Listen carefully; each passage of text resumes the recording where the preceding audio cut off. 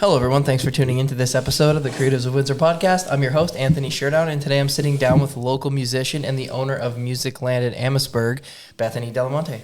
Hey, how's it going? Good. How are you? Good. Thank you for coming on. Yeah, no, thank you for having me. So I guess what I want to start with is, when did you start playing music? I started playing music when I was, I started learning music when I was 7. Okay. So I took lessons at Musicland, and that's kind of where the whole journey started.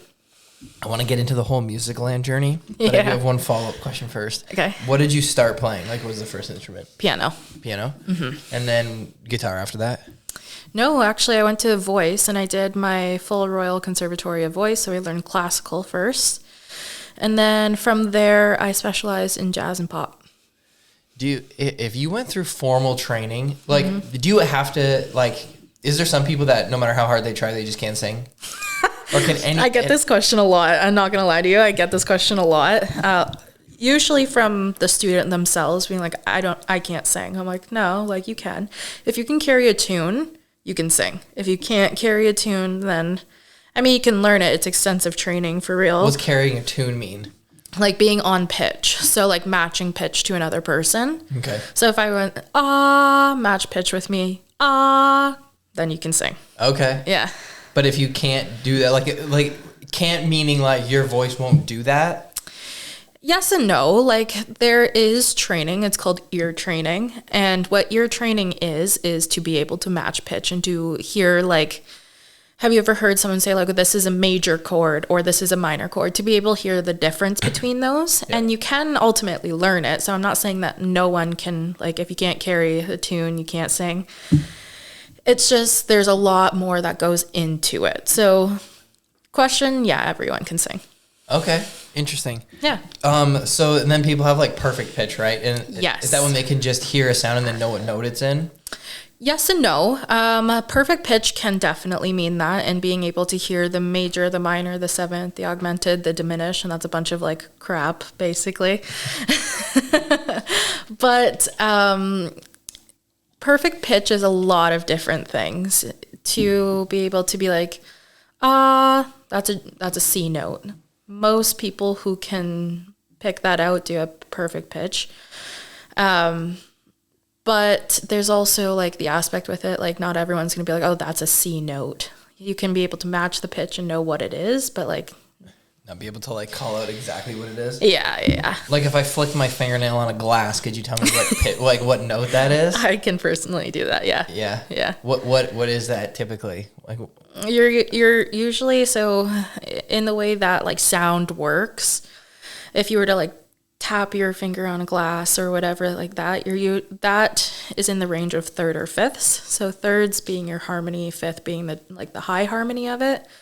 It's usually in the third to fifth range of whatever, it depends if the glass is this big, if it's this big, if it's this big, it all really depends, but typically you're in a third or fifth category with music. Okay. Who are your favorite singers for their singing skill, more so than their music, I guess?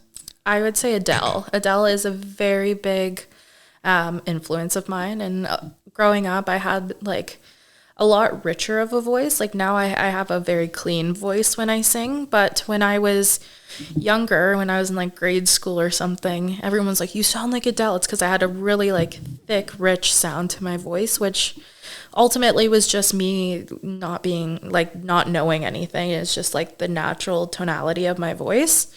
And so Adele is a big influence after hearing people be oh, you sound like her. I learned a lot of her music and a lot of her technique and her style.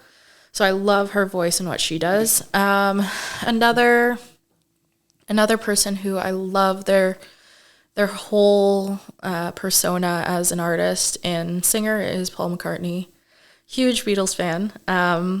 And the cool thing about Paul McCartney is that he wrote and sang a lot of different genres. Going early Beatles, it was pop. Mid Beatles, it was rock. Late Beatles, it was they call Paul McCartney's granny songs, and they're all really fun, weird songs. But he had a very clean sound, but a few years before that, he had a very raspy tone. So I think that's pretty cool. Do you think John is a good singer in terms of like the technical aspect, or is he just good because of him? I don't think John Lennon is a very good singer technically, just from all the stuff that I've learned in the videos. Like, to me, when I watch a video of someone singing, I'm looking at their body movement. I'm looking at their breaths that they take. And I watch a lot of like live takes or like live shows, like on YouTube and stuff. So John Lennon was not a very good technical singer. It's just the quality of his voice that everyone really liked. It's funny how you'll think about your favorite bands and then think about like, oh, well, like I love like these 5 and these 5, but like these 5 don't have like technically good singers, and then these 5 have like amazing singers, but you like their music just the same. Yeah, for sure. Like Aerosmith and the Rolling Stones have like fantastic singers, obviously, but then like Bob Dylan and I don't know who's a classic band that doesn't have a great singer. Most of them, I guess, do. Yeah. More often than not. More often than not, yeah. Like if I'm thinking of like really like famous lead singer bands, be like Motley Crue, like that's iconic. Like the front man there is insane. Or yeah, like Aerosmith, the Stones. Queen, very true. probably the best. Yeah, probably the best. I'm not gonna lie to you. Michael Jackson even, right? Like they're my 2 favorite singers, like Freddie Mercury and Michael Jackson. yeah, they're pretty sweet. Male singers are my favorite male singers. Yeah, they're awesome. They're really cool people. Like I watch a lot of videos. But just like hearing their stories on how they got into it and everything like that, it's very, very cool to listen to and really observe that. I think like those 2, the voices are just like every time you hear it live, you're like, oh my gosh. No, literally. Crazy. Literally. Michael Jackson actually probably more so. I just like Queen's music more. True. But no, Freddie too, like it's pretty nuts. Yeah. Yeah. Like it's like almost like inhumane Freddie Mercury's voice. Like it's just like crazy. Bohemian Rhapsody, a classic song. Everyone knows it, but there's like 12 different parts to it. He's singing like quiet, loud, belting, soft, falsetto. I'm like, what? Yeah. Like that's not normal. But every time Michael Jackson opens his mouth, it feels like he never makes a mistake ever, and it's always perfect. Right. And I'm not sure if Michael Jackson had like actual training, and I'm sure he did at some point. But like when he was younger in like the Jackson 5, they probably didn't know what they were doing. They were probably just like writing family band type thing, and like, yeah, no mistakes, works with whatever, wrong note, whatever, make it into a inflection or whatever. Yeah. Have you seen the video of the Jackson 5 introducing themselves and they all like sing a little bit of their name? No. When Michael comes up, it's like, I'm going to find it. Okay, I'm perfect. Play it for you. That's amazing. That's like in, have you ever seen Hairspray? The movie? Yeah. No. Have I? A long time ago. Okay. In the movie, that's like a bit in there where they're like, I'm Janice. Oh, really? Yeah. Yeah. I'm not gonna put it on the TV because you only have to hear it anyway. Okay. Where's my laptop? There it is. The oldest Jackson. Jackie Jackson I'm the oldest Jackson. and Tito Jackson The swingin'est Jackson. and Marlon Jackson The dancingest Jackson. and Michael Jackson The skinniest Jackson. and Randy Jackson. Great.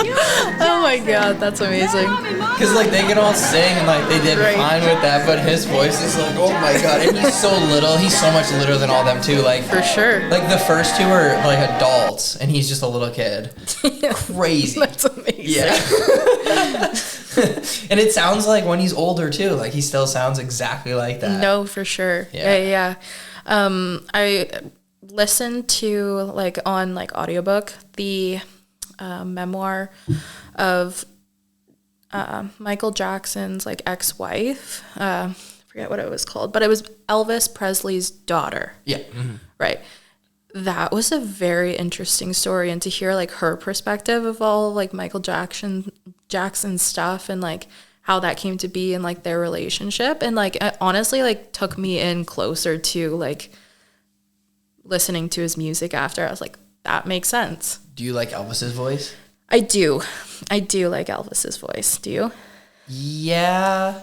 This is my thing with Elvis is like, if you didn't, I guess, like, I don't know, if you didn't write it, like, he's just a performer. Right. He's not an artist. He's just a performer. But I still do like him. But if I'm going to listen to like 50s rock and roll, like, I'm going to listen not to him. Right. You know what I mean? No, like, I know what you mean. I like the really, like, I don't know, like, loud, like, I guess grungier, like more, I don't know how to explain it. Like, who do I like? Like, I like Muddy Waters might be before that, but like Little Richie, Yep. and Chuck Berry, Very true. Frankie Lyman and the Teenagers is like one of my favorite bands. Yeah. So like that kind of stuff. Very true. And you know what's like really cool about that is like they created the genre of that type of music. And that's why I am very interested in like old music, because they literally paved the way for us, right? Yeah. Like rock and roll, that was like its own era. That was the music genre came out then. Yeah. Like that is insane to me. That is so cool. Or like another like really popular one that's like very prominent right now is like shoegaze. Like that, like what is that? Most people don't even know what that is. I don't know what that is. You don't know shoegaze? It's like another genre of music. Again, not a lot of people know it, but that's kind of very popular. Or it would be like Talking Violet. You know, Talking Violet in the city here. Yeah. Shoegaze music. Very, very cool music. A lot of pedal, a lot of synth sounds to it. Okay. But again, very, very cool. And like, that's a new genre. Like, I wouldn't say it's like 2000s, but like, it's a newer type of music that not a lot of people know. But like, same with rock and roll, same with jazz, same with pop. Like, those are all older genres that most people know. Like, oh, what kind of artist are you? Rock, right? Yeah. Like, you know what I mean? And all of these, like, they paved the way for us. And I think that's really cool. Yeah, no, for sure. Like everything pre-70s is so, I don't know. That's my favorite kind of stuff. I like Robert Johnson a lot. Do you know him? Yeah.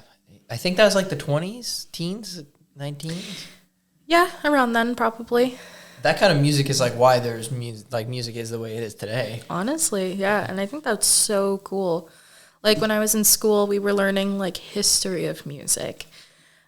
Cool, boring sometimes, but ultimately a very cool thing to study. And it was just very interesting. Like the way that music is set up and the way that you learn it literally came from people like discovering it and be like, oh, that makes sense. Let's put it into theory. This is called theory now, right? Yeah. Like that's so cool.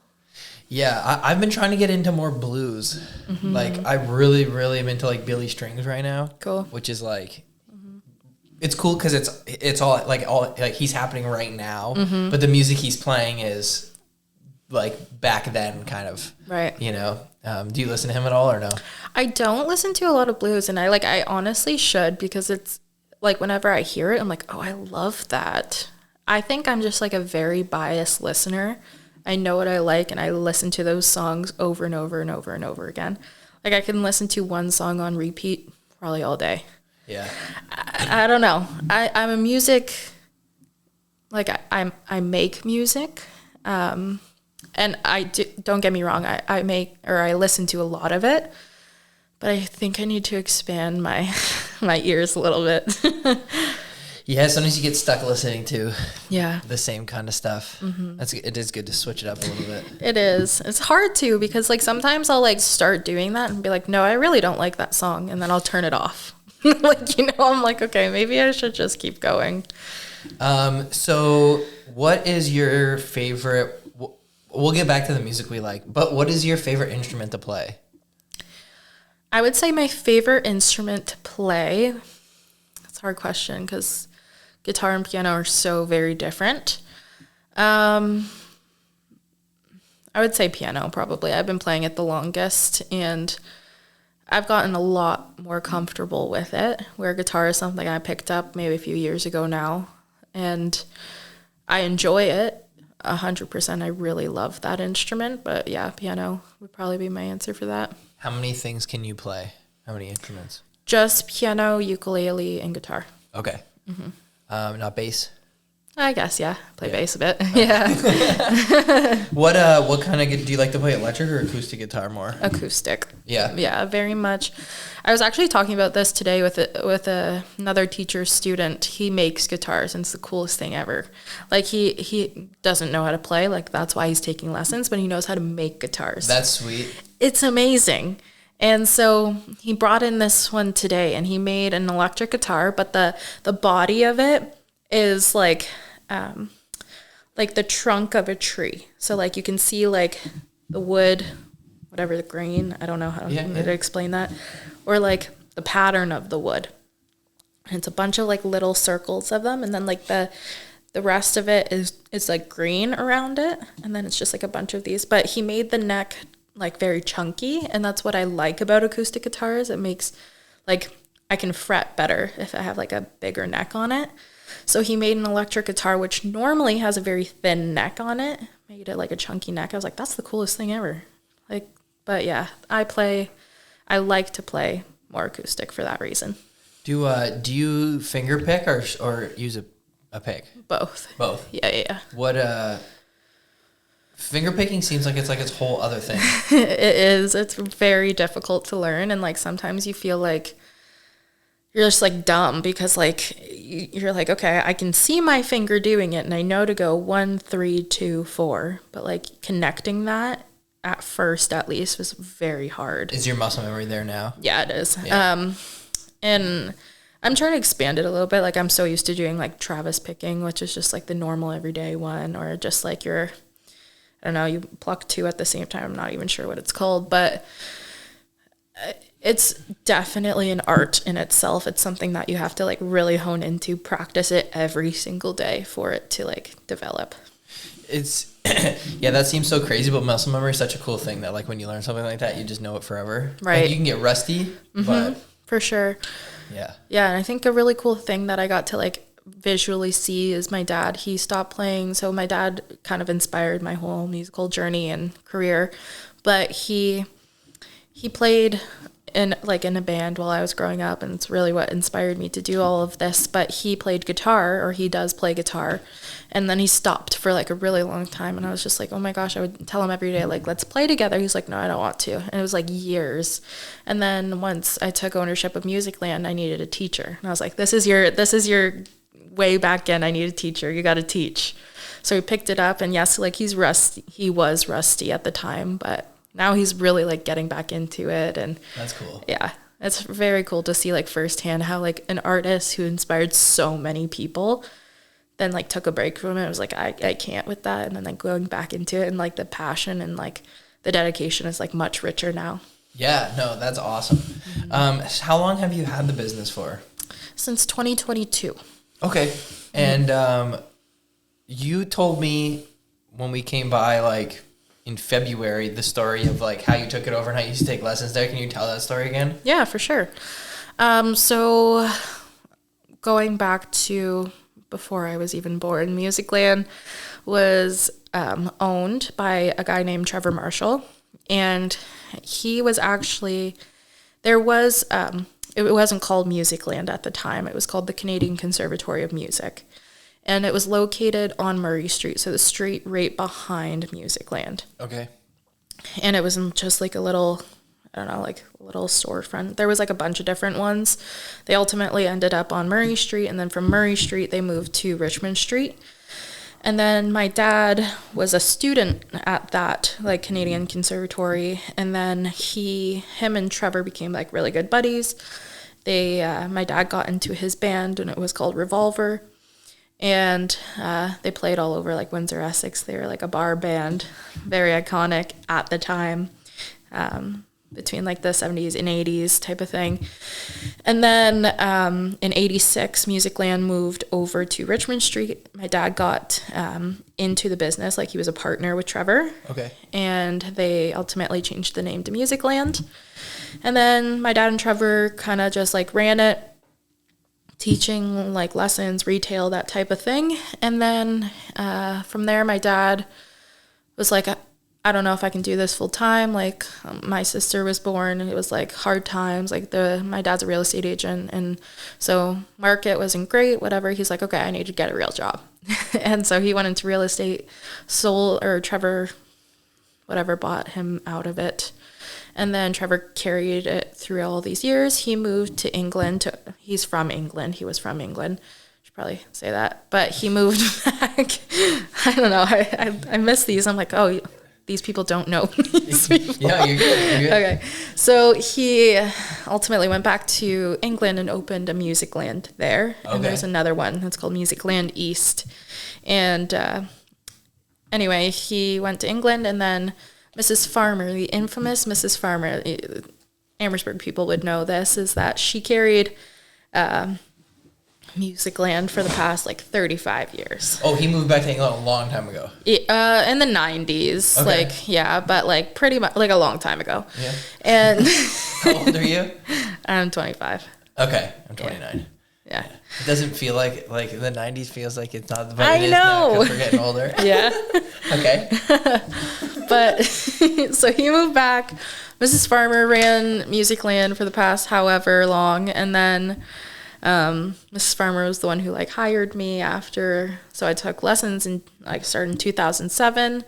Took lessons for countless amount of years, and then when I was like when I was 14, 15 years old, I got like my first job there, just doing like random stuff like cleaning and cash and things. But I was like, no, like I can't walk away from Musicland. Like Musicland, I've always dreamt of. Have you worked there for ever? Ever. You never stopped working there? No. Oh. No. So I was 14, got my first job there. I call it a job, but I did like my co-op there. Yep. Mm-hmm. And so then that kind of spiraled into like me. I finished my lessons when I was about 18. And then I got like my certificate that I could teach. So then Miss Farmer hired me on as a vocal teacher. And then I also was teaching here in LaSalle at LaSalle Music for Jay Swatman for a bit. And then ultimately I just was like, I went to music school, and then I went to... At the university? Yeah. Okay. And then I went to St. Clair for business administration, and then Musicland was kind of like on the down. It wasn't like COVID happened, a bunch of different things, and the owner, Trevor, he's like, I'm going to just sell it, like the business, or just close the business itself and then rent it out because he owns the building. And then so... I was like, no, you can't close Musicland. Like, what about all these kids? Like, I call them kids, but there's adults too. But I'm like, what do you mean? And I mean, there wasn't a lot of them. There's like 20 something, but like, I mean, same thing. But I was like, where are they going to go? Like, there's no other music store from like here to LaSalle, but from here to Leamington now, like the other way. And so Trevor came home from England. And I was like, if I make a business plan and you like it, can I run Musicland and make what it is? But he still owned it? Yeah. But she ran it for him? Yes. Got you. Yep. She was done? She's done now? Yeah, she retired. Like that was in 2022? Nope. I kept her on for a few years. She Okay. just recently retired. Gotcha. She's also like 83, so she had to retire. Love her though. She's the best. But yeah, so Trevor was like, yeah, sure. You have 3 days because I'm going back to England in a few days. So business plan. I'm like, great. This is what I went to school for. Wrote everything up, printed it. And then Trevor ultimately in the end was like, cool. Sounds good. You want to sign the contract? I was like, what do you mean? He's like, Musicland's yours now. Like, you can have it. I was like, what do you mean I can have it? You thought you were just going to run it for him? Right. Okay. Like, I thought I would just be like Mrs. Farmer, the store manager, basically. But no, we signed the deal. I bought Musicland as a business, and then we closed down for a few months, renovated, and then it's been Musicland Amherstburg. We changed it from just Musicland to Musicland Amherstburg because there's one in England too. Yeah. And then it's been crazy ever since. That's awesome. Yeah. How many students do you guys have now? Over 100. You went from 20 to 100 in 3 years? We went More or from less. 20 to 100 in like 9 months. Wow. Yeah. How many teachers do you have working there? 10. Damn. What instruments are you guys teaching? Guitar, bass, piano, ukulele, voice, violin, and drums. Wow. Ukulele, do you finger pluck too, or do you just drum? A lot of finger plucking for like learning notes and like notation. We always learn the basis of our music curriculum is like you have to learn how to read music, whether you like it or not. If you eventually wanted to switch to a different instrument, you'll be advanced and you can kind of navigate your way through. That's the exact same way I taught myself guitar because I knew how to play piano. I just knew how it worked. And then from there, I just figured it out. That makes sense. But ukulele is, it's a very interesting instrument. There's not, we always joke, there's no professional ukulele players. There's great ukulele players, I mean, but it's a very limited instrument. It's only 4 strings. It's only so much you can do on like 8 frets. Like, you know what I mean? But finger plucking for like random songs, like I can play like Here Comes the Sun on it. It's pretty cool. Or like open riffs to like In My Life by the Beatles, like random things like that. Nice. Yeah. It's more of like a strumming and singing type of instrument anyway. Okay. We that's the only instrument that I can like kind of play is ukulele. But I can't finger pluck, like I can just strum. With my finger though. Okay, my first finger, which is how you're supposed to do it on that, right?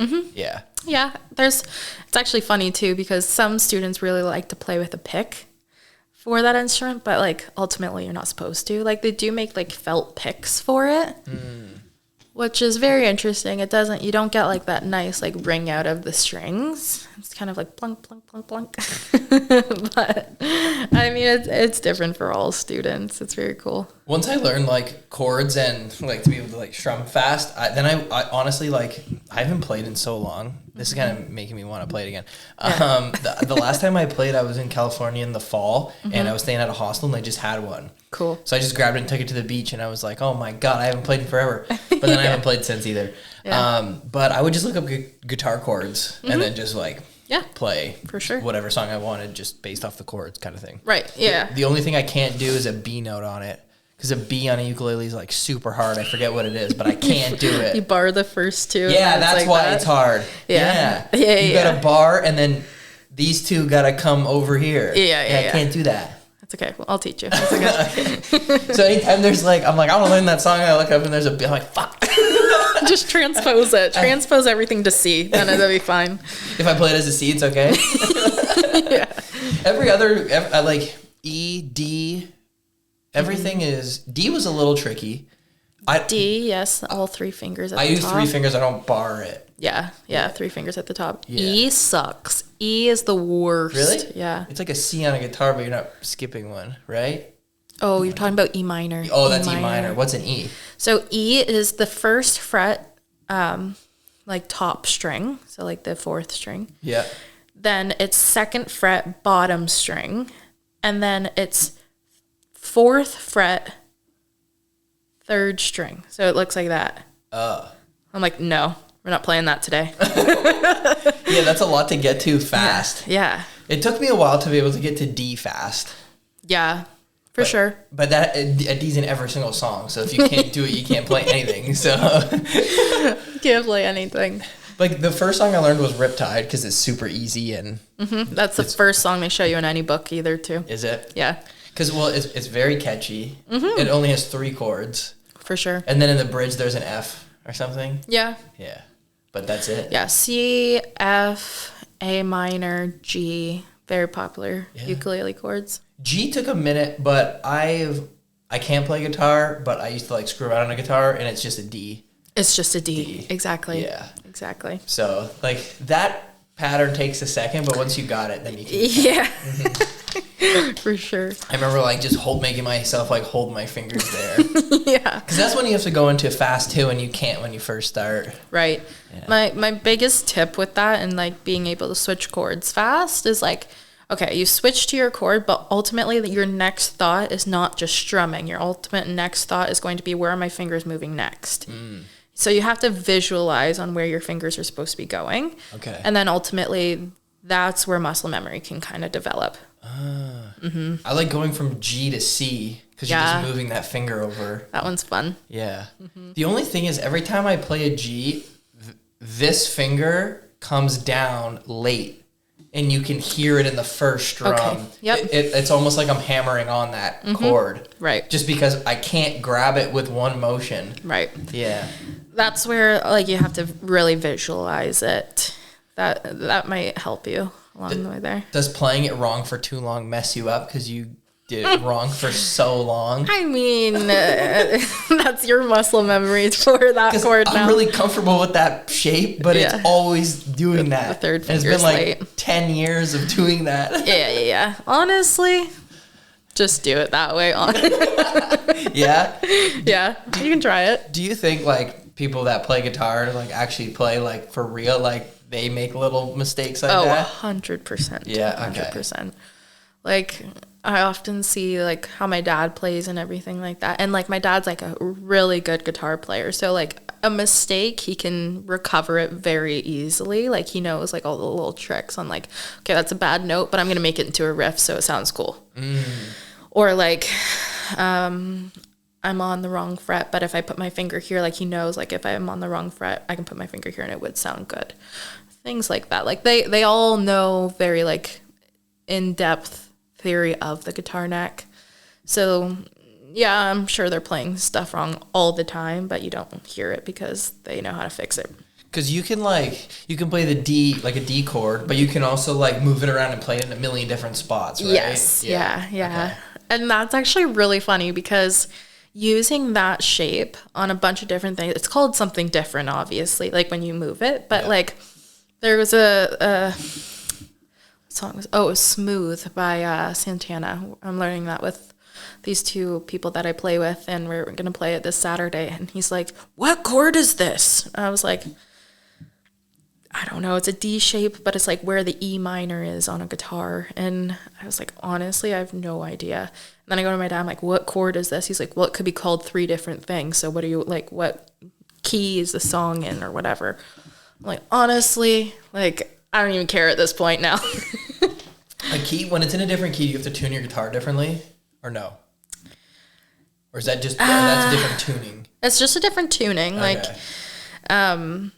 Like if you're playing in drop D, you're tuning the thickest E string on the top down to a D, so that there's like so the strings are E, A, D, G, B, E. Yep. But it'd be D, A, D, G, B, E. So there's 2 Ds instead of 2 Es? Yeah. And then like you can play songs like Harvest Moon by Neil Young. Yep. Okay. And then you can play Heart of Gold's an easy song to play. Yeah, that's great. But like things like that, that's for like different tunings, or like a lot of metal songs tune down to like C sharp, or I'm like, honestly, like I don't even know how that works, but cool. But like that's how they get like that really like I would say like gross sound, but like that grungy hard sound to it, because it's not tuned to harmonic like E, A, D, G, B, E. It's supposed to sound nice. That's why it's all tuned to that. Okay. Where if like you down tune and then you play Harvest Moon, it's not going to sound good because it's not tuned properly, right? Yeah. But if you're playing in different keys, what that actually means is that you have like you have 8 notes. Okay, so I'm going to explain it like the scale, or like the notes in the C scale are C, D, E, F, G, A, B, C. No sharps or flats. It's just all the white keys on the piano from C to the next C. And you're playing in the key of C because you're using all of those notes. And then to play with like in different keys, you're just finding what chords sound good in that key. Gotcha. Or if like the key of G has 1 sharp and it's F sharp, so you wouldn't play a G and then you would play an F, you'd play a G and then you play an F sharp chord because that's in the key of it. Yeah, that makes sense. Yeah. For somebody who doesn't play, it makes sense. Yeah. Sorry, that was a whole lot of music talk. I really like jam bands. Yeah, they're really cool. I like watching a lot of videos too, like you said, and I like hearing them talk about it. Like they'll play like like they'll play a D 300 times, like because they'll play the same song for 10 minutes and they'll just keep moving it around and playing it in different spots, and yeah, it's really cool. Jam bands are really, really sick because they work more on technique, like solos and leads and the music part, where like normal bands, they're like trying to base everything around the vocals, which is cool. Don't get me wrong, it's my favorite type. But like I think it's really, really cool that jam bands are like really focusing in on the music side of things. Yeah, like the lyrics are like, even like sometimes they'll play like I've seen some live, and let's say they have the song recorded for real on a record and it's 4 minutes. Okay, when they play it live, it's like 12. Right. Sometimes so you're playing it longer and they'll take verses out of it. Yeah. Like they'll only do like one verse in like 2 choruses over the course of 12 minutes. True. Instead of all 3 and 4 minutes. Just because all they're doing is just playing. Right. I saw the Marshall Tucker Band, if you know them. No. They're like 70s jam band, but they're from South Carolina, so they're like Southern. Cool. He's got some pipes on him too. Nice. I saw them in Detroit. We were the youngest people there forever, by a lot. But it was like every song, like we saw them, they're old, so they only played like for a little over an hour. Yeah. And they played like 7 songs. Yeah. In an hour. Yeah. But it was amazing, and it's just so cool to but you know what I never understand, and maybe asking a musician this. Okay, so they're jamming. And then they loop, like, now it's time to get back to the chorus. Did they, like, nod at each other or something? Yes. Okay. Yeah. All right. Or they'll have, like, some type of thing. They might nod, or they'll, like, look at, like, the main person who's doing, like, I don't know, the vocal or the lead guitar or whatever. But there's always someone in control of it, yeah. Who's leading those jam sessions? Is it the bass player and the drummer? It's always, it can honestly be anyone, like... drums, like I would say for my experience when I'm playing with people, the drums is what controls ours, like our tempo and our what we're doing. But it's probably very different for everyone. Okay. But they do something to know to, like, we're wrapping it up now. Yeah, for sure. Because I'm always like, how do you guys know? I know. But some of these bands, like most jam bands are from like the 70s, so if they're still playing, they've been playing for 50 years. That's why they probably sound so tight. Yeah, and like I'm sure like the chemistry drives like where the song's going as well. But I'm pretty sure like there's always someone being like, okay, let's go, like let's end the song. Or like, you know, when like bands, they have like one end note and like everyone stops and it's like so clean, like I'm sure there's like, okay, we're gonna end now, right? Yeah. I guess, like, I don't know, like the Grateful Dead, like, they're doing a residency at the Sphere right now. Yep. And they play all weekend. I think they play Friday, Saturday, Sunday every week for, like, 3 months. Cool. So I'm sure you get pretty tight playing that much. For sure. And John Mayer, because he plays with them, he just left, played whatever it was, Coachella or whatever it was, like a week ago. He left, played Coachella himself, and then went back to Vegas and then just, like, rocked another 3-hour shows. I mean, like when it's like your actual like living, your job, and you're such like an incredible musician in that sense, like it has to just be like second nature, right? You can jump into this and do this thing, and then tomorrow you're playing with a full band and you're like, okay, I got it. Yeah. Right? But you probably like you got it to like everybody, but to yourself you're probably like, that wasn't good or something, you know? Yeah, 100%. Like even it's actually crazy too, like I couldn't even imagine being in that type of fame where you're on like a tour and you have to play 4 to 5 nights a week, or like you're playing Thursday, Friday, Saturday, Sunday at one place, or like my voice would be destroyed. Yeah. You know, like I'm like, how do you do that? I guess it depends on the type of singer you are too. Like True. Adele probably can't do that, although she did do a residency in Vegas. She did, yeah. And like I'm like, what? Like, how do you even? Like me and my friend, like we're talking about this because we often play shows almost every weekend, and by our 3rd show, we're like, oh my God, like thank God I have a whole week off. and then you get your voice kind of recovers, and then you're into it again the next weekend. But like, I couldn't imagine doing that like 4 or 5 nights in a row. Yeah, especially really long shows too. And when you're Yeah. not like a jam band, at least you're not singing that much. Yeah, very true. But no, that's still crazy. Like, yeah, I don't know. Like some of their voices sound weathered in the older bands. For sure, and it definitely will deteriorate over time. Like Taylor Swift, she plays a lot. I And know. for a very long time. For a very long time. So I don't know how she you know, I'm sure she has really good doctors, but No, I'm like, how do you even do that?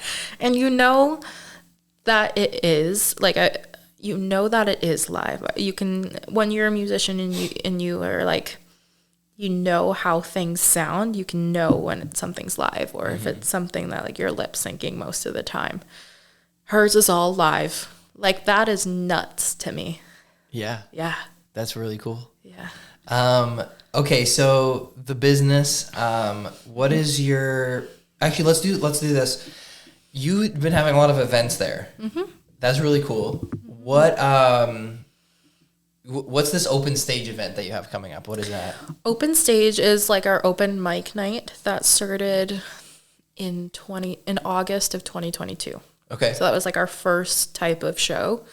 So it's a monthly open mic night. It's usually the last Saturday of every month. And it was hosted at Musicland for all of this time, but then we just recently outgrew our space. A lot more performers, a lot more people coming to it. Like, I only have 45 capacity at Musicland. We're a very small shop. Yeah. So once we got the garage door and I can open that during the summer, we have it at Musicland. But now we just went to the new hotel in Amherstburg called Hotel Story. And they have like a little bar in there called The O. And so they are very kind in letting us host there. You're going to do that even when the weather gets nice, or you're going to go back to? I'll go back to Musicland for Yeah. the summer, but I mean, I can only do that for 3 months and then we're back there. You're back there? Okay, cool. Yeah. Only 3 months? Yeah, because June, July, and August is when they close down the streets during the summer. Oh, so you can use the... So I can use the street and like the They sidewalk and only things like that. close on the weekends, right? Yeah, Friday, Saturday, Sunday. Okay. That's sweet. It's very nice.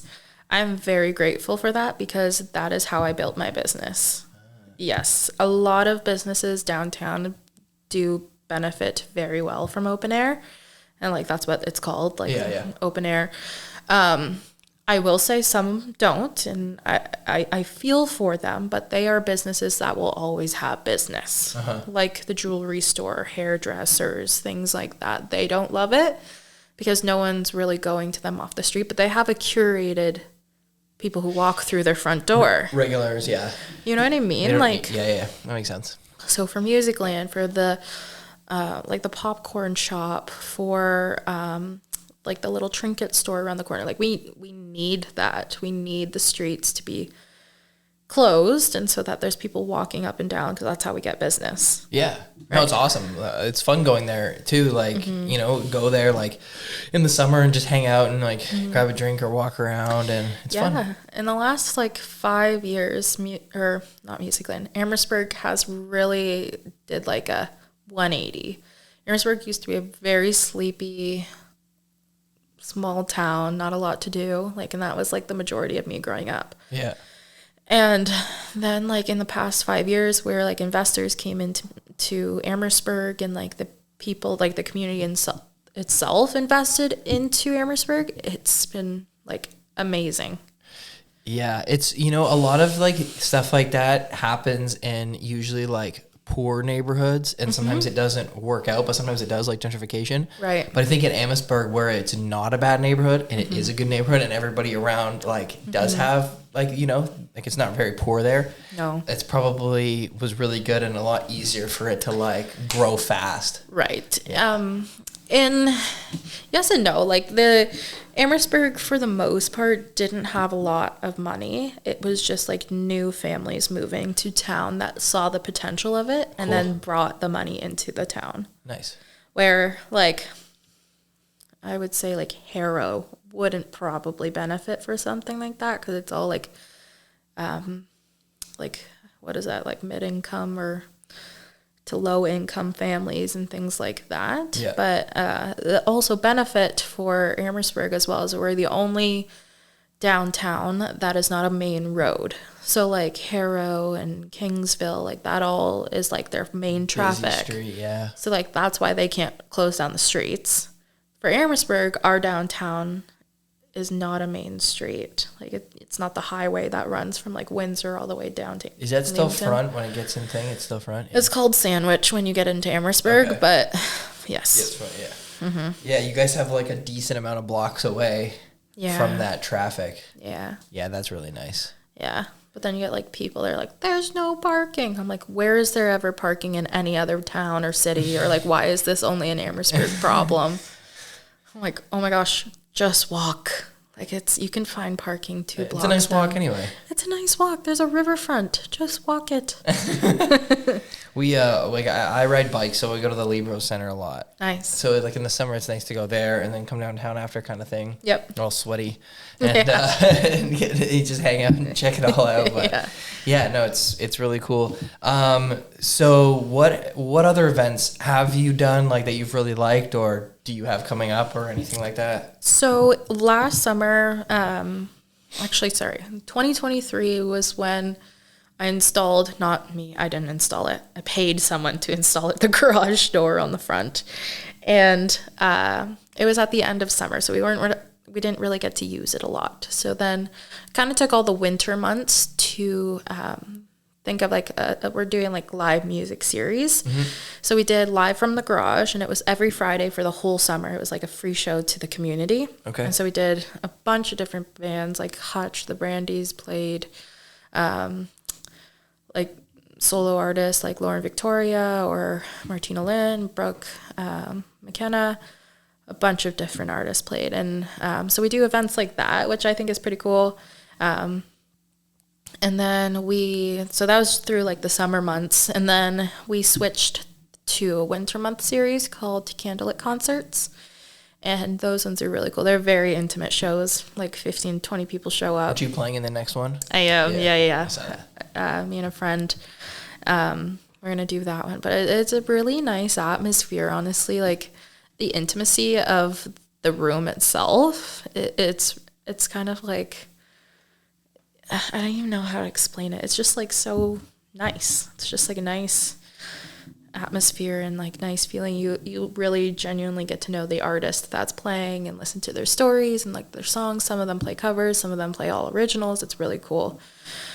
So we did that, and then we just did our first Battle of the Bands.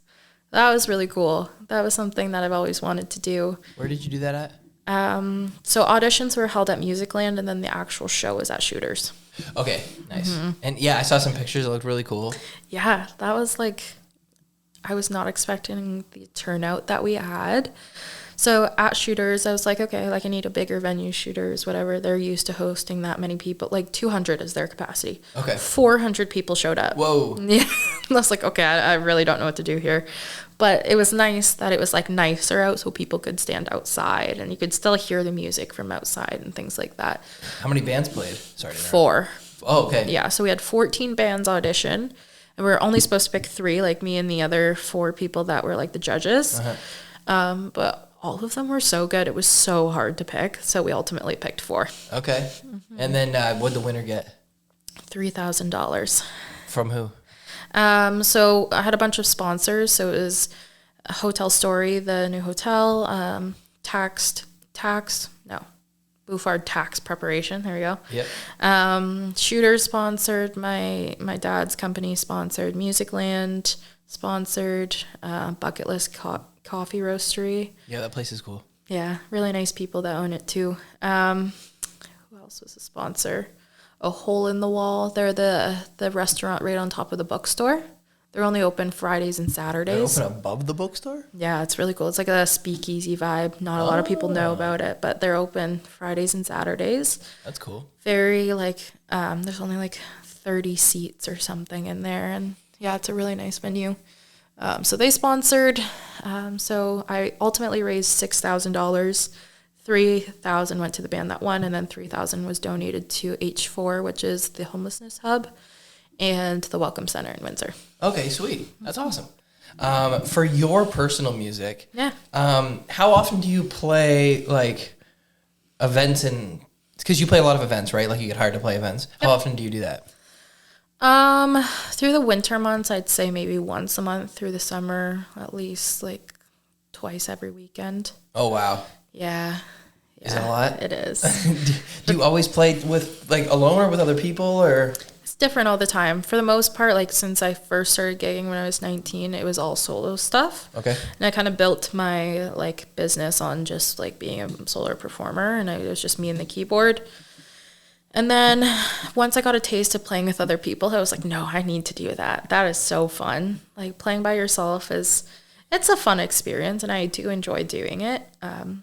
I wouldn't do it if I didn't like it, but once I got to play with like my friends and stuff, I was like, no, this is amazing. There's something so special about playing with other people that it's just like the chemistry and like working out different parts and having like a full production of a song is really cool.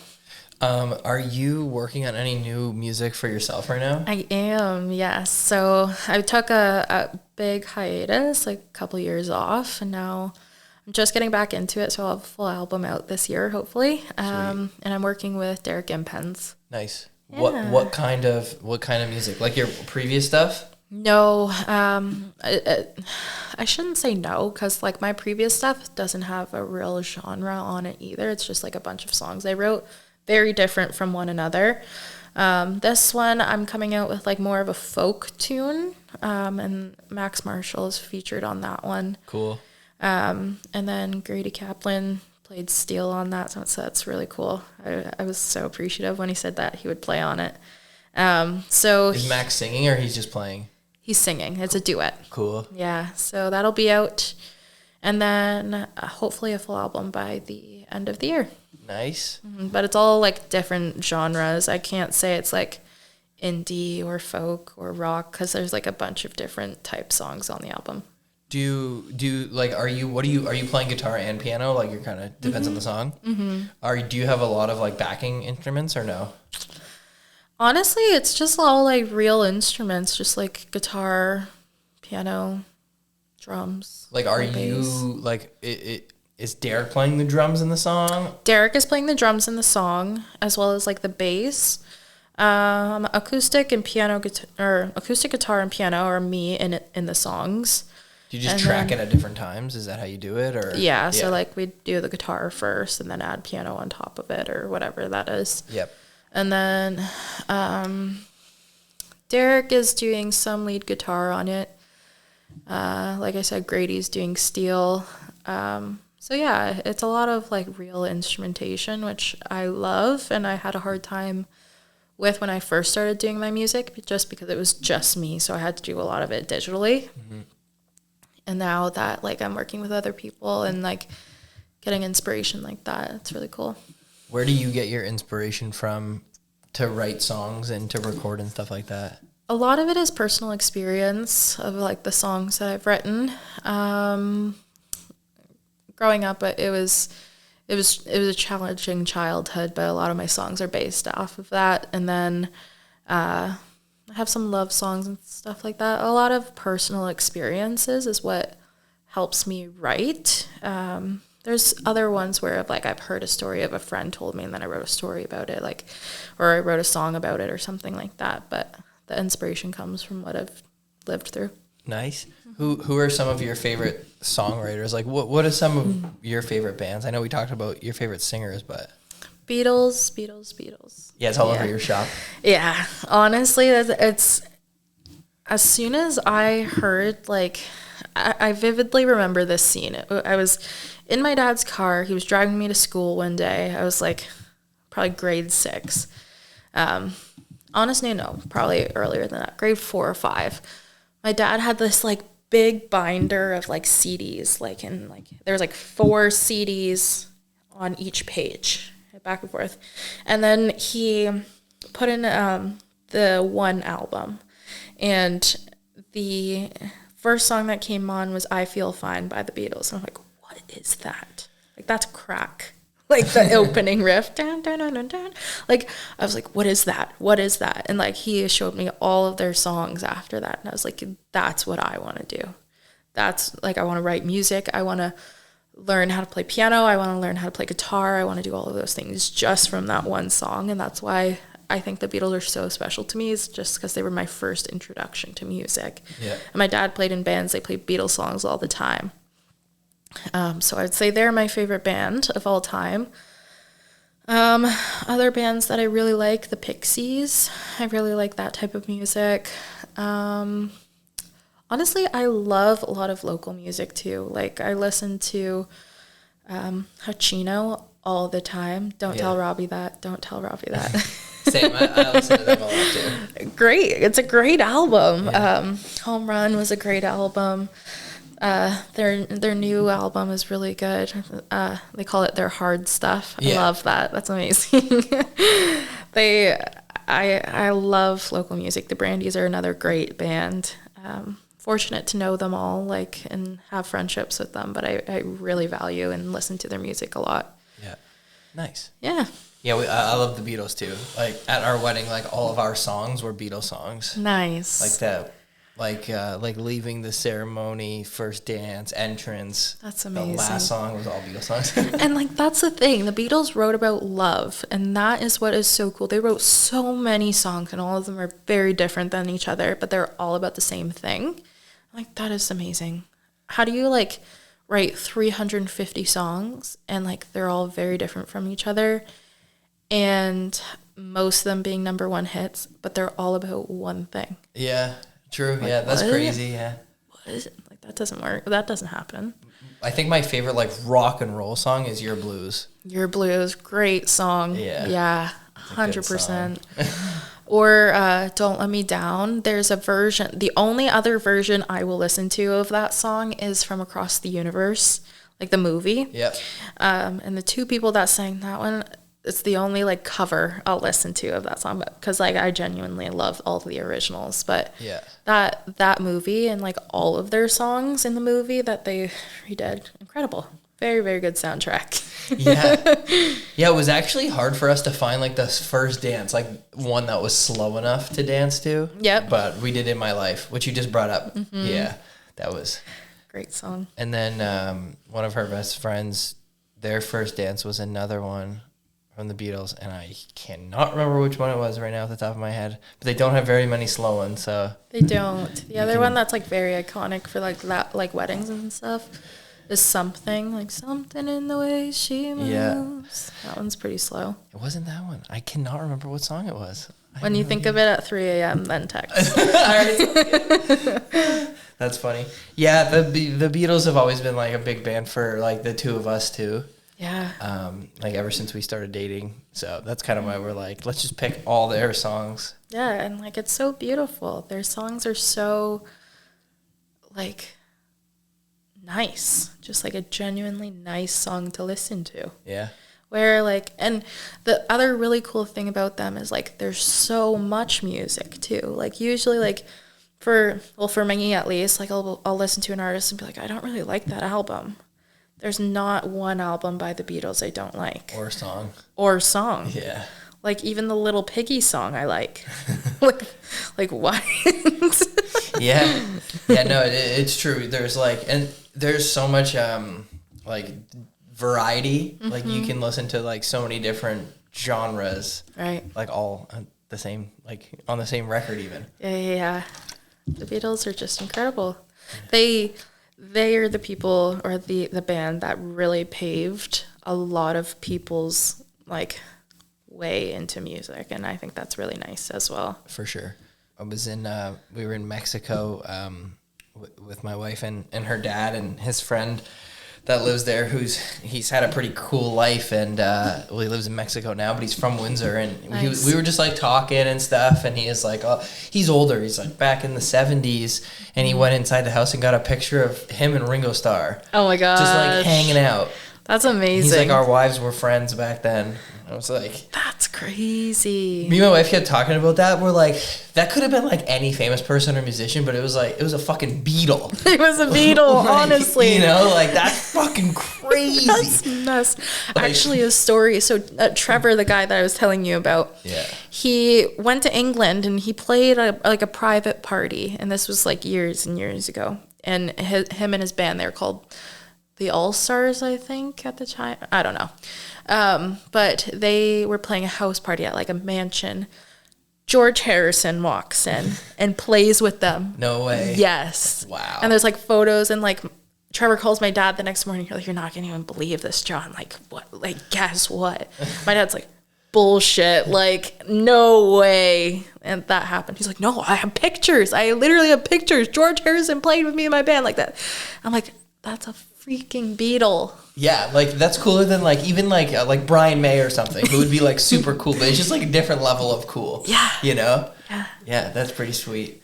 So what do you have for work, for the business? Like what do you have coming up that you're like really excited about, or different things that you're kind of working on? So the next thing will be the summer. The summer we're doing, there's a bunch of different festivals in town that like we do. There's a new one actually called Busk the Berg, and you know, Cameron Cusimano. Yeah. She's part of it. She actually, she's on the committee or whatever. And, so they're doing Busk the Berg, and it's like a buskers fest. It's like a street festival with a bunch of weird things. Cool. Love weird things, so that's coming. Yeah. And then Musicland's going to sponsor the music portion of that festival. We have Rib Fest coming up. Musicland's sponsoring that as well. You guys are gonna play. Like, are you gonna play there? Like you? Yeah, I'll probably play there. But we hired like Case the Joint to play, Fed Lemon to play. Can't even think of the other people that I did. But yeah, that'll be the summer. Art Crawl is another thing. Art Crawl is very cool. This will be our 3rd year doing it. It's like me and a bunch of other small businesses downtown. We just put an arts festival together. Oh, cool. So it's the theme of it is art, music, and literature and food. So It's like a 3-day. Yeah, it'll be 3 days this year. When is it? It's July 19th. It's like a Friday, Saturday, Sunday type of thing. So 3 murals will be unveiled. There's a bunch of murals in there. Behind Musicland, we have a Beatles mural in the back, but there's a bunch of other ones. Yep. And we call it Art Alley back there. Yep. So 3 new murals are going up on the other buildings. The Bishop Boys are actually playing. They're going to have their full band. The Musicland band is opening for them. Cool.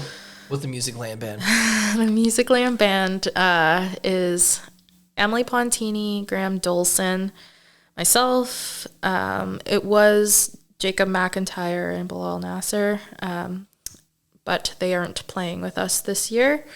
And then it's Jeremy Brusso and a new guy named Mike. He's pretty cool. He came out to practice a couple weeks ago, and I think he'll be a good fit for us. Cool. Yeah. What kind of music are you guys gonna play? We're a cover band, so making them play the Beatles, obviously. It's not like twisting your arm. They're like, yeah, I like that. We're going to be playing, actually, I think Pixies. We have a playlist, a shared playlist. So just all your songs? Yeah, basically. Wild Horses by the Rolling Stones. Yeah. My favorite version of that is by Old and in the Way. Okay. It's like a kind of like a little pet project that like Jerry Garcia put together with like some other famous people in the 70s. Nice. And they cover that song, and it's really, really good. Cool, yeah, I'm definitely going to download that now. Fade Into You by Mazzy Star, He Ain't Heavy, He's My Brother by the Hollies, like that type of music. Cool. I'm going to see if Graham wants to play a couple of his original songs. His songs are beautiful. I might make the band play a couple of my songs. We'll see. Nice. But the main act is the Bishop Boys, and I'm so stoked to see them play. That's another one of my favorite local bands, are the Bishop Boys. Yeah, that sounds like a super fun weekend. I'm gone that weekend. No. Yeah, I'm like all those days too. No. There's this. That's okay. It's an annual thing. It's okay. Yeah, There's this motorcycle like chopper event. It's like the biggest. It's like a camp out like motorcycle show with bands and all kinds of stuff. It's like 4 hours away, in like this old little ghost town. Nice. And every year since like 2019, I've wanted to go, and I've had like 2 years it didn't happen because of COVID, but I've always had a wedding to shoot that weekend. Oh yeah. This year I finally don't, because like I usually have a wedding to shoot every weekend, but there's like one a month that I kind of get off. Right. So then I'm off this year. Nice. So I booked it. Yeah, that's sweet. I'm so excited. Where is that? It's in. It's like near Durham, Ontario. It's in a old like ghost town kind of thing. That's cool though. Yeah, just that's like really sweet. Motorcycles and camping and. Yeah. The music. What more could you want? I didn't even ask any of my friends who ride to go. I just I was like, I'll just go by myself. I don't even care. I'm like, that's amazing. Then I'll like hit them up after. Yeah. You're Does like, anybody are we want to come? Because I don't want to go by myself. Yeah, true. But yeah, no, it should be cool. But that sounds super fun. Yeah. What are other stuff you guys are doing?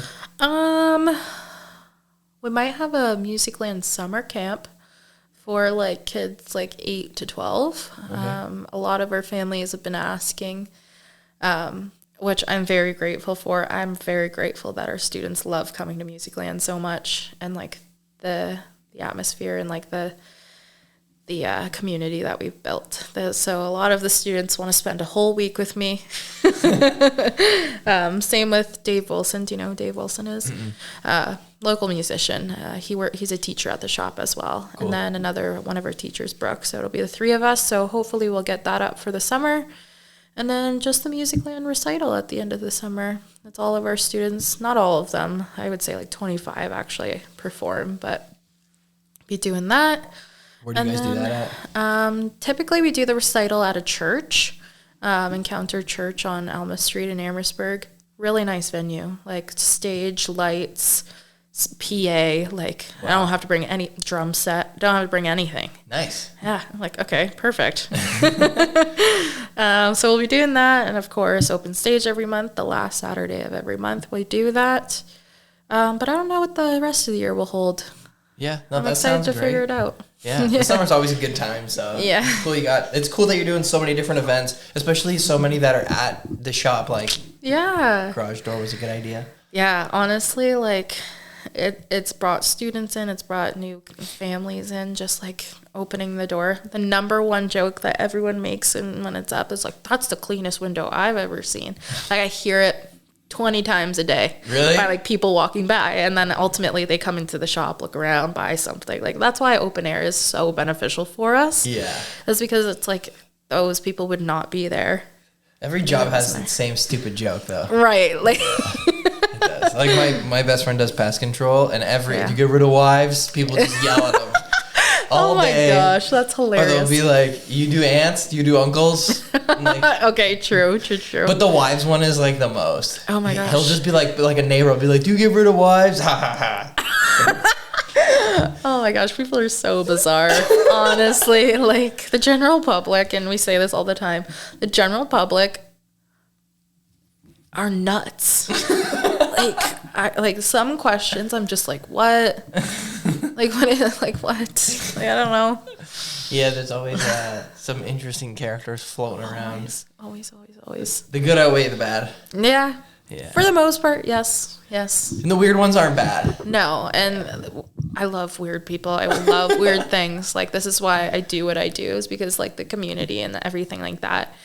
But we have like an ongoing joke at the shop. We're like, I've never met so many odd people before working here. I'm like, I know. Like, this has been my life growing up. It's just, like, weird. Yeah, so you've been there for, like, 11 years then, if you're 25? Probably 12? 11, 12? Yeah. I mean, ultimately, I started taking lessons there when I was a kid, and then I just never left. That's really cool. Yeah. But you've, like, it's completely different inside from the time you took it over, right? Yeah. I can show you some pictures. It was just, like... blue carpet, yellow walls, kind of scary on the inside. It's cool. But I didn't, like, it's funny because a lot of people say, like, didn't you find it, like, weird and, like, kind of grungy? I'm like, I didn't notice that. Like, I came in every week and I enjoyed talking with the people and, like, my music teacher and like learning music. So I didn't care what the building looked like. Yeah. But like I see it now, like that people are like, oh, that was Like it's cool. Yeah. Like to get people like in there. Yeah. Like this was the room I learned in. I'm like, okay, now I see that it's dark and grungy and scary. Is that a pipe? Yes. But like at the time I was like, okay, I'm coming in for my music lesson. Like I love this. And like my lessons are only 30 minutes long. I would stay there for 45 minutes to an hour because I'm chatting with the teacher. Like it was just like something really nice that, and a lot of musicians like from the area have come out of Musicland, and that's ultimately where they first started taking lessons. That's cool. And you know the band 2 Years Apart? I've heard of them.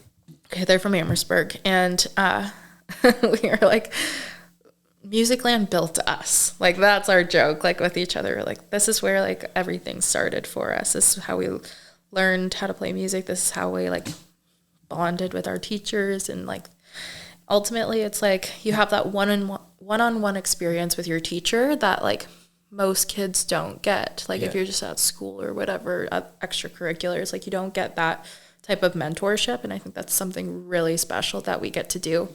And I definitely instill that in all of my teachers. I'm like, we are educating.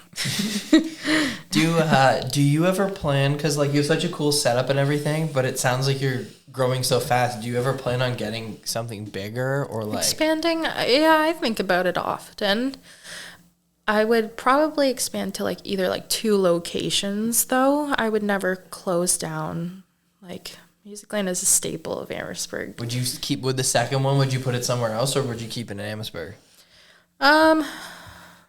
It's hard to say. I would probably move it out of town and try to like get like other communities, right? I mean, if I were to come to Windsor, there's a bunch of other studios as well that do a lot of the same thing. They don't necessarily have like the performance aspect in their shop or like the retail or the whatever. They're mainly just lesson centers, but it's still, there's still a lot more competition out here, right? Where Musicland, we grew so fast because we're the only one there. Yeah, you guys monopolized the market. Yeah, but coming to Windsor, it's hard to like compete with Long and McQuaid. Like, Do they do lessons there? They do. Oh, really? Yeah, and we have the exact same distributors like Yorkville and Dario and all of like the places where you get stuff. And it's funny, I'm like, oh, like the reps come in, they visit maybe like twice a year or whatever. I'm like, do you come from Long and McQuaid or competition? They're like, okay, relax. Like, there's only 2 of you guys. Like, are they a chain, a franchise, Long and McQuaid, or is that just yeah, yeah, they are. Yeah. It's Canada though. Okay. Yeah. So they're across Canada. They are. Yep. Okay. Yeah, that doesn't have like the same local feel though. Like you definitely have something different going on than that, right? Yeah. And it's very important to me that you see the same people every time you come into Musicland. Like you either see me or you see Nancy or you see Brooke or you see your teacher. Like that's very important to me. For sure. So the girls like Brooke and Nancy are my 2 employees that like actually like run the shop with me. Very important. It's one of us 3. If I need someone, I'll have my dad work the shop or whatever, but still someone like who's a familiar face, right? Yeah. And that's kind of what we built everything on, is like good service, good education, everything like that. But ultimately knowing the people there and being like personable with other people, right? Yeah, no, for sure. That makes sense. How many lessons do you teach a week? I teach 52 people a week. Whoa. Yeah. Hour or half an hour? Both. Mostly half hour, but for the students who like want the hour, I'll do the hour with them. Okay. Yeah. So that's a lot. That's a lot. Yeah, like 25, like 30 hours a week of just teaching plus everything else that I do at the shop. Yeah, do you have like an assistant or a secretary or? Nancy and Brooke, I give them stuff that I can't, like I don't have enough time to do, like calls and schedules and. Do you have a bookkeeper and you don't do that stuff?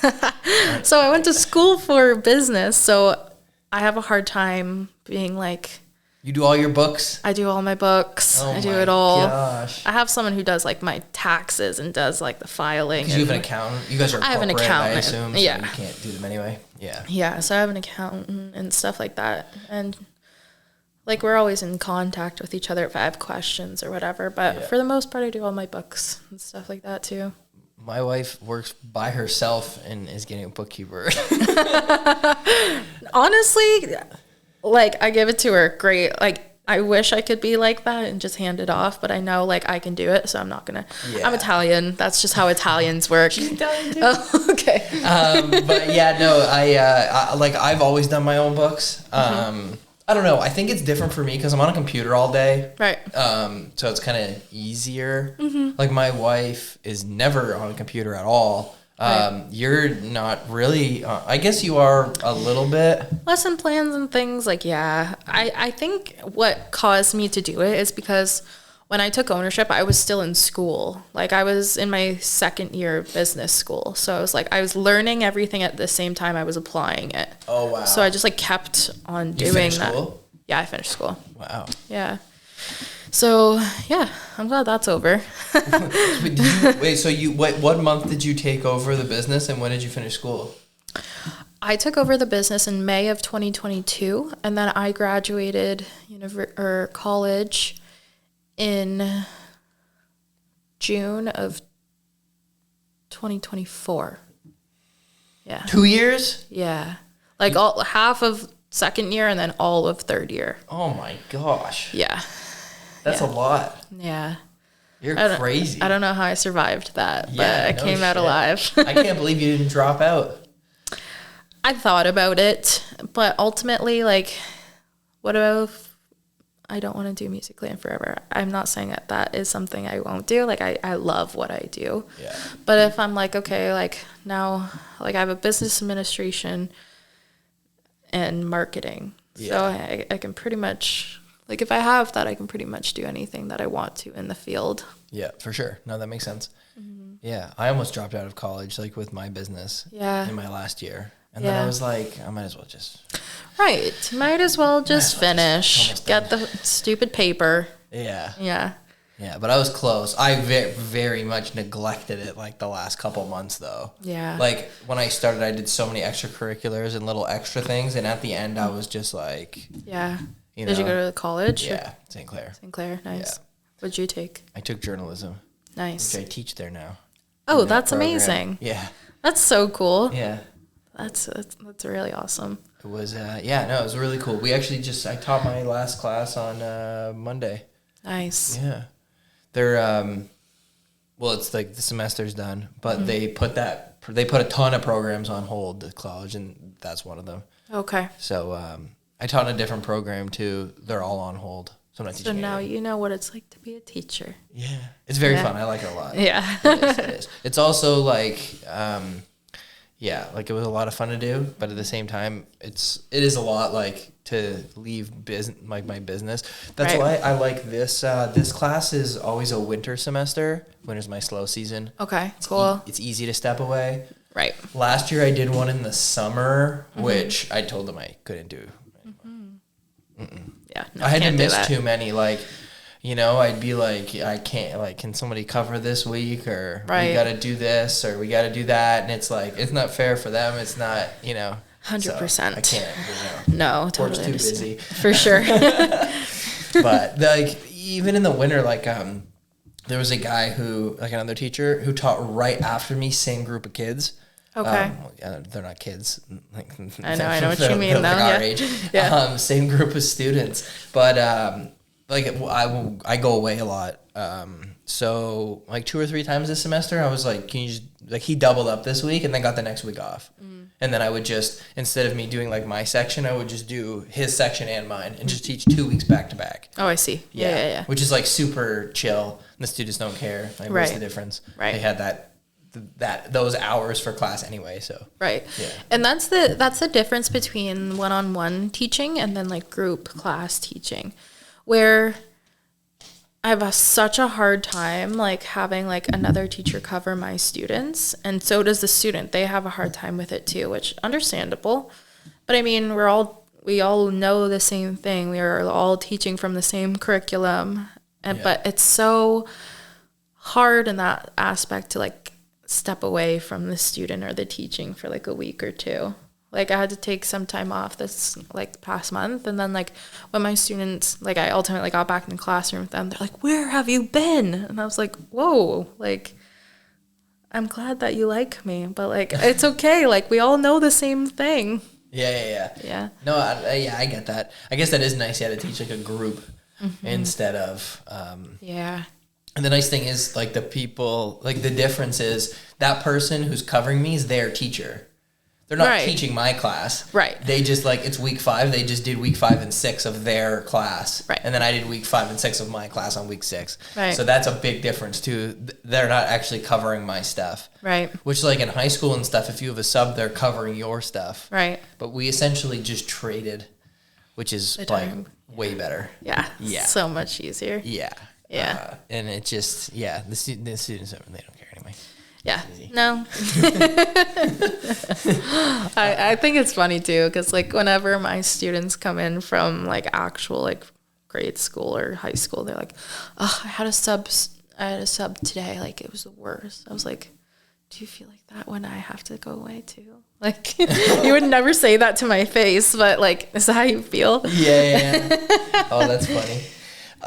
Okay, so what was there anything else? I went through all my questions, I'm pretty sure. Is there anything else that you want to like say or promote or No, I don't think so. I think we chatted about everything that I do and all the stuff on my plate right now, but thank you for having me. This is amazing. Honestly, remember when I saw you it was a small business and entrepreneurship center. You're taking our headshots that day. Yeah. I was like, oh my gosh, like I listen and watch the podcast all the time. And so this is really cool for you.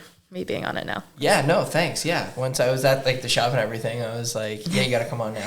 Yeah, Which thank took a couple months, but I haven't shot in a month, so. Yeah, no, it's all good. It's like the longest gap I've ever done without filming one.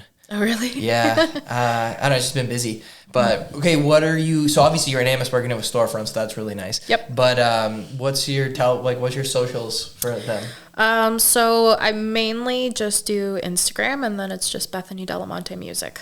Okay. Lots of letters. And then Musicland is the same, just Musicland Amherstburg. Yep. Cool. All right. Sweet. Thanks for coming on. Yep. Thanks for watching, everybody. That was great. Thank you. I think it was like an hour and 15 minutes. Honestly, I was like, what are we going to talk about? But like, I could have talked forever.